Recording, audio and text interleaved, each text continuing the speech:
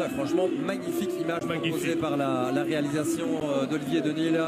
Fantastique, hein, on est gâtés. Ça, c'est l'arrivée du Grand Prix de Wallonie 2023. Et derrière cette prise de vue en immersion, il y a Antoine. Il est pilote de drone et il va tout nous raconter.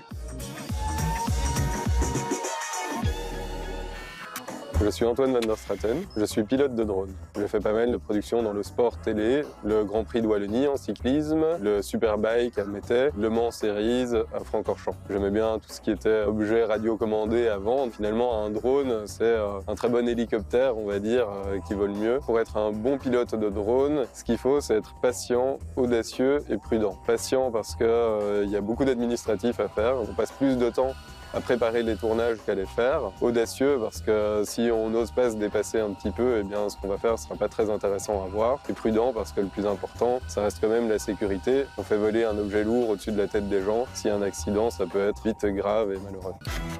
On participe à pas mal de réunions de préparation avec le réalisateur ou la réalisatrice. Le but, c'est de lui expliquer c'est quoi les possibilités et les limites du drone. Dans cette scène, le but, c'était de montrer l'action au plus près et d'essayer de rendre aux spectateurs comme si on était sur la route avec les cyclistes. Pour ce tournage-ci, ce que j'utilise, c'est un drone qui permet de voler en immersion. Je mets un masque sur mes yeux. C'est comme un masque de réalité virtuelle. Il reçoit l'image du drone et il l'affiche sur des écrans juste devant mes yeux. Et alors, la dernière chose que j'utilise, c'est une télécommande. Ça permet d'avoir un contrôle manuel du drone et de pouvoir lui faire des mouvements complexes tels que des loopings ou des plongées. Ça me donne plus de précision dans le pilotage.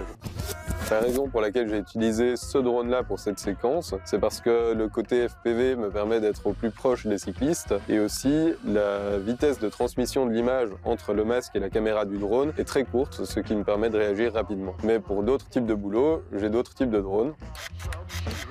Alors le premier drone que j'ai envie de présenter, c'est celui-là. C'est un drone qui pèse moins de 250 grammes et il permet de voler en ville avec une petite licence qu'on a fait en ville. C'est le drone de monsieur et madame tout le monde. Alors l'opposé, c'est ce drone-ci. Lui, il est très lourd, mais la différence, c'est qu'il a une caméra qui peut être utilisée pour de la fiction, de la publicité, avec des objectifs interchangeables. Mais comme il est très lourd, il faut faire une analyse de risque à chaque fois qu'on veut l'utiliser en agglomération. Il a aussi une spécificité pour être utilisé proche de personnes, c'est qu'il doit avoir des parachutes. Donc ces deux tubes-là, c'est des parachutes qui sont ajoutés, avec une deuxième télécommande pour ça qui permet de les déclencher s'il y a un problème.